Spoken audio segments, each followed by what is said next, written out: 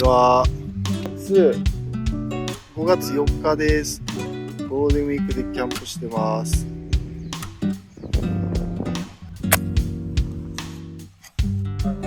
変化球でいこうと。パンです。こんな感じです。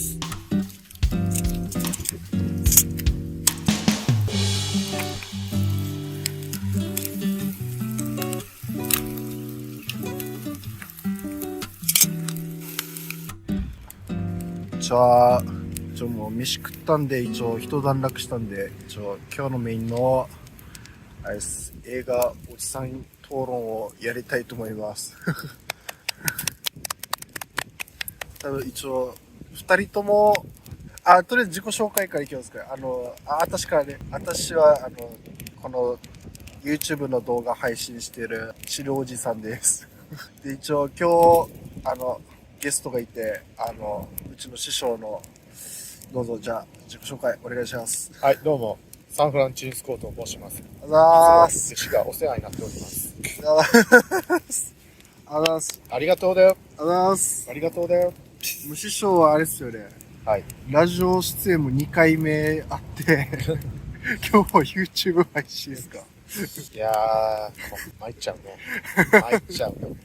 師匠はもう、あれですね、7年前ぐらい、6年前ぐらいに知り合って、はい。もう、あれです、もう自分はただの追っかけで、しょっちゅう食って言ってたら、周りの人から師弟関係なんで、調子乗ってずっとそれから師匠って言ってるんですよね。本当に。周りが勝手に。周りが、そう。決めた師弟関係。師弟関係なんで。じゃあ、乾杯です。はい。これ、これ、恵比寿のうんたらかんたらーす。これ美味しい。恵比寿のオランジェ。はい、オランジェ。あんまり最近見かけない。初めて見ましたよ。あんま見たことない。あんまり見かけない。ちょっと珍しく見つけたんで。なるほど。今日はあれですね、映画討論。そう。事前にね、お互いにこれを見てくれて、作品を。そう。1本ずつ。本日ね。今回プラスアルファで。じゃあ、はい。どっちからいきます？どっちからいく？じゃあ、アナコンダ2からいきます。アナコンダ2。これは、私が師匠に、じゃあこれ見てってことで、はい、お願いした動画、あれです。アナコンダ2のあらすじを、今、ちょっとうる覚えで言いますよ。はい。アマゾンの奥にある、いや、あれはアマゾンじゃなくて、アマゾンじゃなかった。インドネシアのボルネオ。全然違う。ボルネオですね。はい。ボルネオで、希少なランでした。はい。不死のラン。不死のランがあって、これが、あれですよね、もう医薬業界にとっても大変な大発見になるんです。はい。アメリカからその不死のランを取りに。薬剤会社の研究チームが探しに行くんですよね。はい、しかもこれ、あれってさ、何年かに一度としてね。7年に一度しか咲かない。このチームはもうあれですよね、もう経営がもうガッタガタで、もう取るなら今しかねえってなって。もう金と出世にしか目がいってないような連中ばっかり。そう、本当に。それで、現地行って、地元の船長を呼んで来るんですよね。あれですよね。この不老不死のこの卵は非常になんか栄養価高いのか分からんけど、アナコンダをパワーアップさせる、なんか。結局、なんで今作に出てくるアナコンダがこんなにバカでかいかっていうのは、ランのおかげ。身も蓋もないけど、このランのおかげ。ランを、食べてんのか、食ってんのか、花粉を舐めたのか分からんけど、そうなんですよね。まず聞きたい。なんでこの作品を選んだ？もうね、あれは王道、本当にパニック映画の王道。多分、ジョーズの次に来てると思う。アナコンダ2。他にもあると思うけど。あると思いますよ。そう自分の中でね、指で数えたら2番目に入るぐらいの。あれがね、このオープニングの方もちゃんとストーリー入ってるんですよ。現地住民が、アナコンダと襲われるじゃないですか。のシーンだけど、ちゃんとなんかこの最初から引き寄せるテンポがもうオープニングから始まってるから、とっても見やすかったもん。確かにアバンタイとか意外と CG 臭くないんですよね。今見て。まあ、いやあんまり大々的には見せないが見せない。そうそうそう。チラッと見せるぐらいがちょうどいい。アナコンダも暗くしてやってるじゃないですか。そういった表現とかもちゃんと考えてる。グラフィックの限界感じるから、ヘビ暗くしようみたいな。そういう職人技を感じる。どんなでしたっけ、キャラクターとかどんなでした？まあこういう冒険者っていうか、いやまあオーソドックスメンバーキャラクターはいそうまあ頼りになる元軍人の船長とか、そうギャーギャーしゃべりのやつとか、自分のことしか考えてないやつとか、あとちょっとヒステリックな女とかもだいたいこういうバランスがいいっすよ。パニックものとか、ちゃんといるやつがちゃんとみんな揃ってる。不可分なく、はい。何がいいかな。一応子供に見せたんですよ。5歳だけど、あれを10回ぐらい見ましたね。アナコンダズ子供が見るっていうのはなんかやっぱそれぐらい引き寄せる何かがあるんだろうな。師匠に見せたかったらそういうのもあるかもしれない。一応今回は自分の初見でしたけど、あれ結構金曜とか土曜日じゃないですか。あれ見てない？見てないんだ。テレビではアナコンダズは冷徹なリーダーの判断力はやばいなと。あれ本当にビジネスに生かされたら頼りになるけど、ただサバイバルで生かされた時の冷徹感は半端ないな。あいつのおかげでみんな巻き込まれて、友人だった同僚、毒蜘蛛で最後は自分一人だけであいつ、そうリーダー、あいつはやばいなと。本当に見ててなんか考えらず普通に、アトラクションっすね。そう船でどんどん川を冒険していくっていうのジャングルクルーズ的な。確かに CT はお色気もあってもいいかなと。B 級っぽいお色気も欲しいな。他には猿が意外と活躍してる。猿が一番演技うまかった、そう、猿が一番演技良かった。途中現地住民の村立ち寄るいろいろ骸骨とか、アメリカ人東南アジアとか辺に対する現地住民に対するステレオタイプなイメージも地獄の黙示録から変わってねえんだなって思いましたけどね。なんかはっきり言って偏見人食い人種なんだなっていう偏見からアップデートされてねえんだな。アナコンダ2のだいぶ前に言えないです。確かに。あれ2004年とかそんぐらいです。2000年始まる。2000年はね、また全然この偏見っていうか、このリテラシーもクソもない。見どころってありました？見どころ、日本語吹き替えで見たら面白いですよ。自分日本語吹き替えが好き。何やかんやめっちゃ喋る黒人男性の結局最後まで生き残ってる、あの人の日本語吹き替えの声が高木渉。誰？アニメ版 GTO ですか。やっぱ俺的には機動新世紀ガンダム X のガロードランのはい。ガロードランとアナコンダ2の声の出し方似てますね。なんかガンダムいるよ。全然話脱線していいですか？あと最初嫌な感じで出てきた黒人女性、もう一人の若い女性もなんか嫌味っぽいことも、あの人の声はパク・ロミ。あれでしょ、単影ガンダムの。そう、単影ガンダムロランの声でもあるし、鋼の錬金術師主人公の声ですね。あれやっぱ声優が力入れたのもあるから浸透したのもあるんですかね。なんか一応土曜が劇場とかあっちらへんって声優陣やばくないですか？ネットフリックスでやってるやつって結構声優頑張ってるけど、やっぱあの時の声優のなんかパワーとか半端ないなと思うんですよ。確かに意外と声優変わるだけで映画の雰囲気も変わると思うんですよね。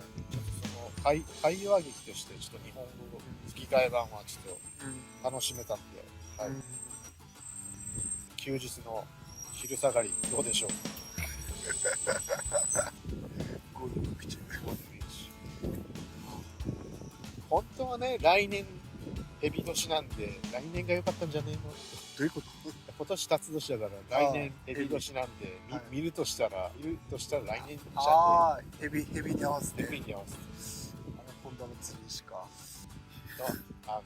ついでに言うと一応1も見ようかなとはいはい。ったんだけど、近くのゲオ行ったら1がなくて、2、3、4しかなかっ4もあるのた。4も一応1も気にはなってるんですよ。1は主演女優がジェニファー・ロペスで、ヒップホッパーのアイスキューブで、だから結構俳優陣も揃っているけど、なんかウィキペディアで見たら、なんてゴールデンラズベリー賞最低映画評価もらった。なんか一応興行収入見たら1の方が全然人気あるんですよね。だから2は全然その2番戦時になってるけど、確かに何こんな感じで。こんな感じでこんなす。感じですよね。はい、じゃあ、ぐだぐだだけど2本目。2本目は、あれ名前何ですか？正式名知ってます？ダンジョン&ドラゴンのサブタイトルうんたらかんたらでしょ。いいっすよ、もうあとテロップでペッて出すから。アウトローたちの誇り。はいはい。なんかね、あらすじですよね。師匠、あらすじ言えます？あらすじ。ざっくり言ったら、もう、剣と魔法の世界。剣と魔法の世界です。で、この訳ありのはぐれ者たちが、一つのパーティーになって冒険をするっていう。まあ、ストーリー的には、まあ、ファンタジー版ガーディアンズ・オブ・ギャラクシーって言っても。確かにね、宇宙版じゃなくて、ファンタジー版ですね。ファンタジー版のガーディアンズ・オブ・ギャラクシー。あれは、何がいいかって言ったら、中世、このヨーロッパの雰囲気のテイストを、ちゃんと、細かいこの舞台の設定とか、乗り物とか、武器とかも、ちゃんと理にかなって作られてる。一生懸命なんか細かいところまで、こう、世界観出してる作品だなと思う。なんか、正直だよ。正直ストーリーは、いいねって感じの王道だけど、だからこの引き寄せるものはこの生き物とか、異世界の生き物とか、監獄のこの雰囲気とか、ちゃんとディティールはしっかりしてる。ほんとしっかりしてる、あれは。あれ、なんだろう、70年代、80年代にあったこのファンタジーって、めちゃくちゃ特撮じゃないですか。はい。特撮見てた世代が今見たら、今こんなもう、ファンタジーって作ろうと思ったら、こんな感じのクオリティなんだって、すごいめちゃくちゃ高いと思って。自分は映画館で見たんだけど、最初は予告編とか見て、別にスルーでいいかなと思ってたけど、でも後々なって、ツイッターとかでの、他の映画好きの人たちからの評判が良かったんで、騙されたと思って見てみるかと思って見たから、いや、めちゃくちゃ思いの方が良くて、めっけもんでした。世界観がいいっすよね。あとキャラもしっかり出てる。キャラもいいし。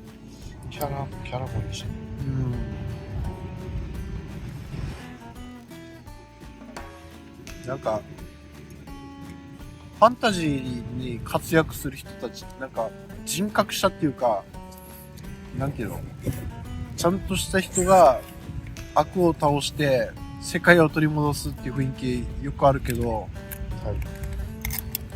あの映画のいいところは、ダメな部分もちゃんと見せていて、めちゃくちゃ親近感あるんですよね。その辺がガーディアンズ・オブ・ギャラクシーに通じる部分があるかな。確かに。なんだろう、ちょっとコメディ映画としてもできてたし、大体人間あんな感じっすよね。あ社会の仕組みって。志あるものが、こう、なんか世界を平和を目指すっていう人、そんなにいないっていうの。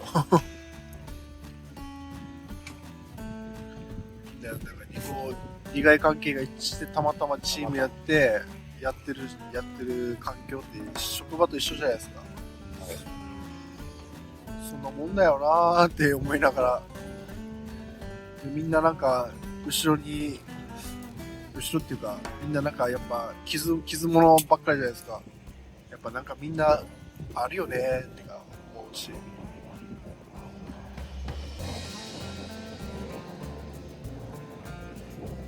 多分これラジオだったらあれですよね。間がありすぎて怖いみたいな。放送事故。焚き火も堪能してるからね。で、そう。焚き火見ながらやったら、もうなんか、そうだよねーで、そうだよね、シーンで終わっても別にストレスがない。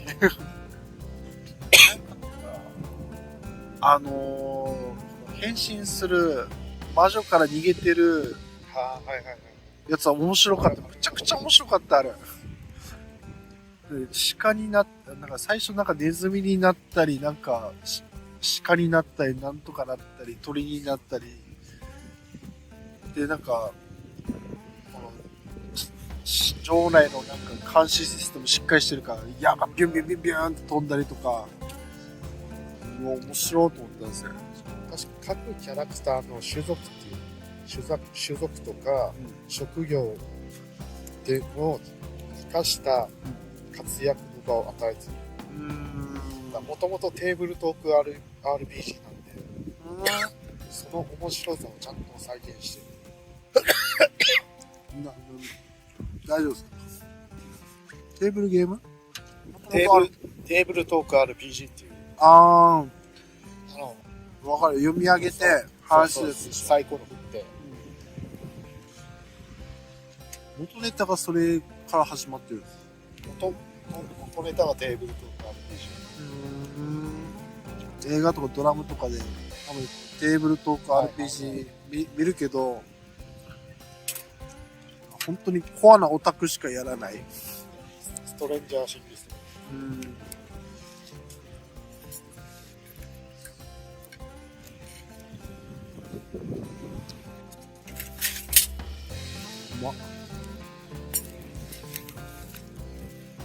ロード・オブ・ザ・リングよりは気負いなく見れる。あ、そう、思った。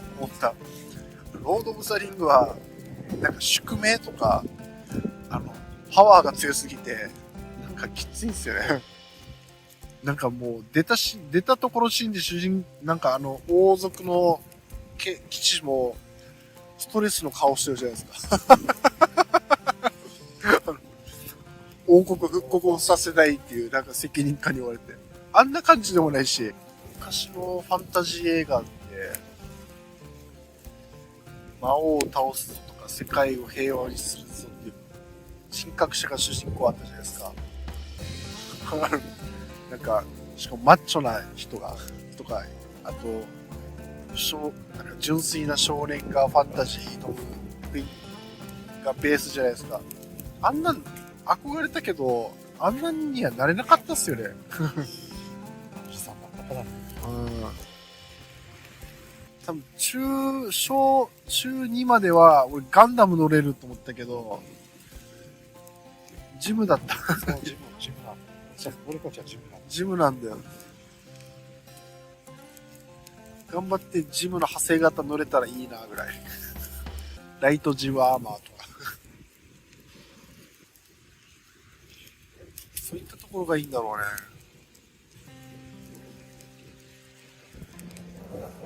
まあ、おすすめした作品でちょっと楽しんでもらったようで、はい、よかったです。さあ、じゃあこれ3本目。じゃあ乾杯。あ、青森でいいっすよ。美味しいね。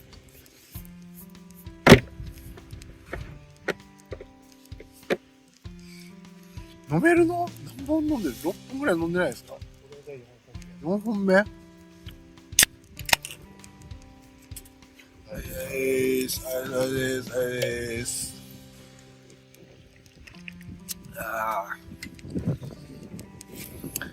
じゃあ3本目はキャストウェイ。はい。ロバート・ゼメキス監督、トム・ハンクス主演の、はい、2000年の映画でございます。あれですよね。フェックスだフェデフェデックス航空運送会社そうね。で働いてるサラリーマンが海外までこう行って、東南アジアあたりなのかな。そう、太平洋の太平洋の真ん中で、嫁さんって彼女かね、まだこう彼女を残した状態で飛行機が墜落して誰もいない無人島にたどり着いて4年まで頑張るっていう、4、5年そうだね、無人島生活。強制治療アウトおじさん。あれね、自分あの時見たの多分小学生とか中学生ぐらいだったんですよ。はい。で、トム・ハンクスだって見ようって思ったのは、あれでフォレスト・ガンプ見たから、フォレスト・ガンプめっちゃ良くて、キャストウェイ見ようって思って見たのを覚えてる、なんか。あの時はまあ全然ピンとなかったんですけど、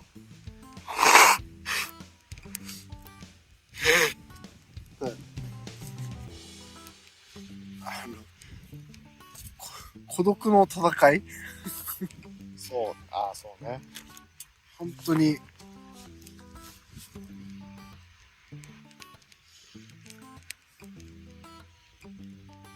誰一人いない絶海の孤島で、誰ともしゃべることなくサバイバル生活をし終わりがいつになるのかもわからないっていう、もう地獄でしかない。あんな状態になったらどうします？心の持ち方がわからんすよね。俺は初日で折れるよ。もう自分多分折れると思う。なんか多分一応このやっぱり一流企業に入ってる分、やっぱこの主人公も頭いいじゃないですか。やっぱり知恵出して過ごしてるのにやっぱわかるんですよね。結構怪我してるけどね。めっちゃ血ドバーって出てる、もういたとかじゃない、あがーっていうか、なんかもうっていうぐらい。いやー、4年経った後にウィルソン君って言ってたじゃないですか、バレーボールの。ウィルソンの話。ウィルソンの話出すね。はい。ウィルソンの心の支えがすごい大きいんだなと思って、やっぱなんか犬とかいたらあれだけど、もう犬もいないし、めちゃくちゃウィルソンにストレスとかぶちまけたじゃないですか。今回はできるって言ってるだろうっつってからなんかバーンって投げたりして、そしたらウィルソン流れてきて、ウィルソンごめん俺が悪かったっつってから、言い過ぎた俺ごめんねっつってやっぱこの感情どこに爆発していいかわからないこと、バレーボールに全部当たり散らす。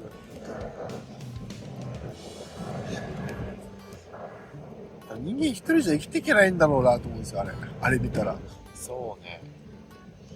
何かしらアウトプットして、なんかコミュニケーションの段階でもなんか怒りなのか笑いなのか何でもいいから、とりあえずなんかこう人にぶつけてはいるんだろうなと思う。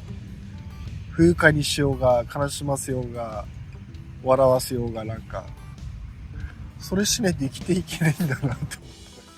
生物学的な人ではなく、ちゃんとした社会的な人間っていうか、ホモ・サピエンスっていうの最後まで失わなかったのは、やっぱウィルソンずっと話しかけてたのがあったと思う。最後のウィルソン君のお別れのシーンあったじゃないですか。はい、一番映画の中で2つあって、1つはこれなんですよ。自分が若い時、この中学生ぐらい見た時のウィルソン君のこの、別れる時めちゃくちゃ悲しい気持ちになったけど、最近見た時のウィルソン君に対してのこのトム・ハンクスの気持ちに対して、ちょっと夫のおじさんになった私は、半分笑ってしまって、なんか、やっぱ、なんていうのかな、悲しい気持ちにもなるんだけど、ウィルソン君に対しての気持ちっていうのは、最初から最後まで一方通行だったんだなっていう、この、なんか人間ってこう分かり合ってる感じあるけど、基本的には一方通行みたいな。難しいですかね。なんて言えばいいかな。今言語が作れないです。お互い分かり合ってるような言い方してるけど、結局自分の気持ちは自分の、あれで処理しないといけないから、だなと思ったんですよ。だからもう、ウィルソン君にめっちゃぶつけたりとかやったりしたけど、最後別れてなった時、ごめんねっつって、多分一日中泣きじゃくって、もうほんとごめんって言ってるけど、相手ボールだぜって思ったんですよ。ただもう、この自分の中でもう、なんかこう、大事にしたものが、コミュニケーションの中で積み重なってきたものがもうなくなると思った時の悲しさをこう表現したんだなって思います。ウィルソン君が好きではない。だから自分の気持ちのコミュニケーションのこのができなくなった悲しさが多分強く出たんだろうなって思う。うん。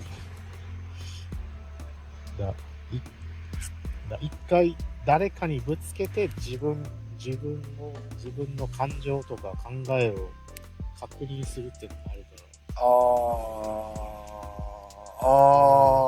そうっすね。それができなかったから、そっか。人と人って。別にそれがバレーボール相手でも、実際の人間が相手でも、それは変わらないと思う。それを思ったら、じゃあこの主人公は、もともとやっぱり優しい人だったんですよね。だってことになりますよね。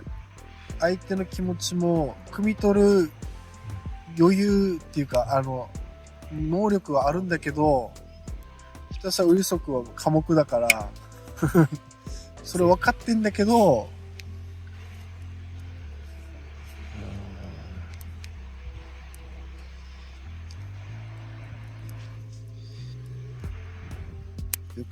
コミュニケーション返ってくるときに、投げて帰った時の喜びって結構気持ちいいっすよね。基本的に。そう。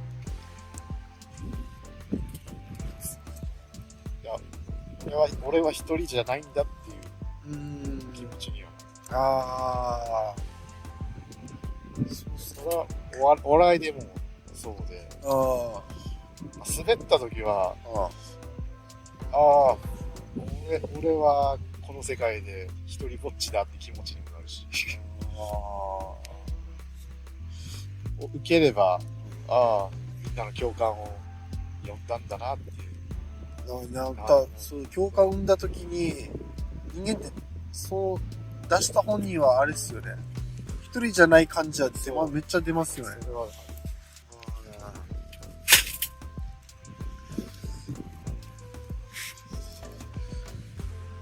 まあ、トム・ハンクスの芝居が、ちょっと演技うまうがすごすぎる。めちゃくちゃすごい。本当にすごい。あの時に一応メイキングのなんかスペシャル番組みたいに見たんですけど、4年後を想定した体重増減もちゃんとやってて、墜落する前かなり一応ぽっちゃりなんですよ。ややぽっちゃりだけど、4年後って出た時のトム・ハンクス、野生感。全然違うや、みたいな。師匠はどういうところ気になりましたシーンで。この、まあ、ネタバレになるけど、まあ、結局は脱出する。もうネタバレしていいですよ。もう何年も前だから。まあ、脱出するんだけど、脱出して、じゃあもうそろそろ映画終わりかなと思ったら結構まだ残ってるのが。そうっすね。無人島を脱出してから救出されて、その後も彼がどうなったのか。もちろんメインはその無人島生活のサバイバルなんだけど、やっぱその無人島を出た後の人生がやっぱ長いんで、ハッピーではないけど、うんじゃあバッドじゃない。バッドがね、そうでもなくて、うんうんちょっとすがすがしい感じはうんしたな。うんなんか自由になった感じがする。気づかされるな。じゃあ無人島を経験し、4年間経験した後にこうなんかシーン細かく見たら気づかされてる点もあるんですよね。まず嫁が結婚して子供もできてるとか、それも衝撃的だったけど、なんかこの運送会社のこの同僚とお帰りのパーティーやって終わった後に、その多分自分の部屋、このホテルの部屋でやってたけど、みんな、じゃあな、また明日やって言って、バタンで閉じた後の、なんかこの、ギャップ感なんか、こんなに物がいっぱいあるのにめちゃくちゃ残してるやんって見てたりとか、急になんかライター取って、お、火つくの簡単とかやったりとか、寝る前も、ふかふかすぎて眠れないのか、わからんけど、なんか全然寝つけなくて、電気消したりつけたり消したりして、あれは、こう、本当なんか、遭難した人独特のなんか感性っていうの。遭難サバイバーあるある。なんか声にいちいち出さなくて、そう全部表現で、演技でこうやるのはやっぱトム・ハンクスすごいなと思うんですよ。さすが演技馬王としか言っていや、本当にうまうす、マジで。やっぱり、あともう一個、自分の中で、やっぱりすごかったのは、人妻をさらうのかさらわないかっていう、この緊迫感が、わかります？雨の中のシーン、そう、一回こう、嫁さんの、そのまま一応、電気つけたり消したり、パッチして、結局、この元嫁さんのところまで行って、話して、じゃあ俺もう車で帰るわって言って、やけにノロノロなんですよね。多分、めちゃくちゃ多分10キロも出してないぐらいのノロで、そしたら、人妻の元カノが、ジェイクだっけ名前。なんか、何々って言った瞬間にバックでギュンって来て、このなんか一応めちゃくちゃチューしたじゃないですか。これはありなのか、何なのかわからんけど、一応、なんか純粋なものにしか見えないんですよ。なんか一応、映画的では正解。法的にはアウトだけど。映画的には正で、なんか、その後よくわからんけど、お互い車乗って、バタンとなって、お互いびしゃびしゃの中、お互いずっと目見つあって、このままあれじゃないかっていうか、駆け落ちするんじゃないかっていう。で、この女の人も、もう私このままあなたとどこ行ってもいいわよみたいな名詞との分かります。なんか。そういう覚悟はしていく。もう、なんか伝わりますよね。やばいだろう。だけど、トム・ハンクスは、うちに帰れっつって。俺この今のシーン勝手に思ったんだけど、うん、映画卒業のラストシーンのオマージュじゃないかな。最後ダスティン・ホフマンが花嫁連れ去って2人で立ち去るんだけど、最後のシーンで2人見つめ合って最後真顔になるっていうシーンがあるんだけど、卒業、ちょっとそれ意識してんのかなと。あれなんで真顔になったんですか？やっぱちょっととんでもないことをしてしまったってお互い素に戻った。なんか自分に恋しすぎて走った挙句、成功した途端素に戻ったみたいな。ああ、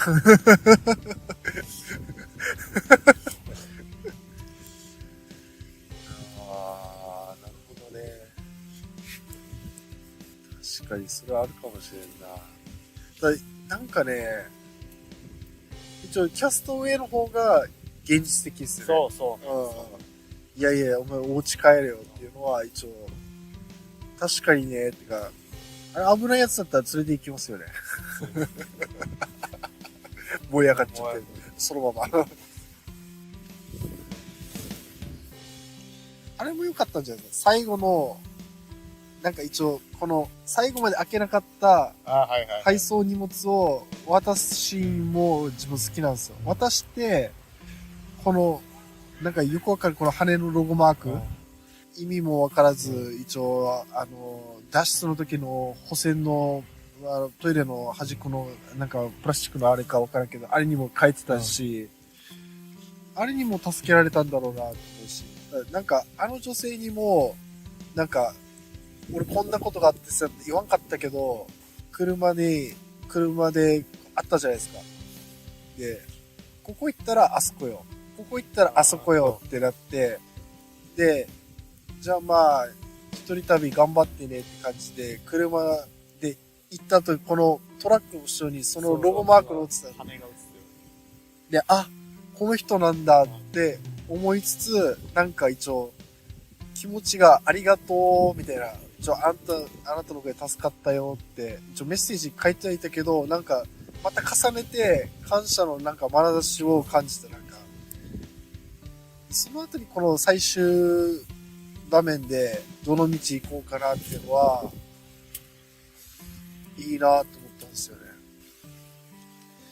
物語は、ね、あの十字路から、タイトルが出てから始まってるから、また、十字路で終わる。粋な終わり方なんです。あれはね、やっぱ名作っすね。なんかね、あと、セリフの一つ一つに、めっちゃなんか今の自分にも当てはまったのが、あがなって生きて、息をしてなんか、やっていくんだよみたいなことを言ってたんですよ。本当にそうだなと思って、結局なんか生き延びるために、息するために頑張るじゃないですか、人間って。本当シンプルだけど、これをやらんとダメだよみたいなのを言うのはなんかいいなと思った。どうですか？いや、ほんと名作。あれ、本当に名作。トム・ハンクスの演技力に感服しました。参りました。あの後になんかアナライズミーだったっけ、航空会社で何日も泊まる。あれはターミナル。ターミナル。あれ、フォレストガンプ、キャストウェイ、ターミナル。これ3本見たら大体トム・ハンクスの良さわかりますよ。ダヴィンチコードはもうなんか外れたんですよ。ダヴィンチコード、俺はまだ見てない。嘘。ダヴィンチコード、はぁと思ったらなんか違うなって。あれ違う。トム・ハンクスじゃあれなんだっけ？ニコラス・ケイジだった？ニコラス・ケイジはあれじゃない。どっちだっけ？一応トム・ハンクスだったじゃん。一応ダヴィンチコードのトム・ハンクスは自分の中でギャップがありすぎてなんか違うな。この人人情系の映画がヒューマンチが向いてるはず。なんかダヴィンチコードはちょっとミステリーだからなんか違うなと思って。多分このキャストウェイのやつが一番いい感じだと思う。もうね、キャンプの雰囲気が合う。なんか今トークの中で今しっくりきてる感じですね。一番語りがいある。今度は語ってる場合じゃない。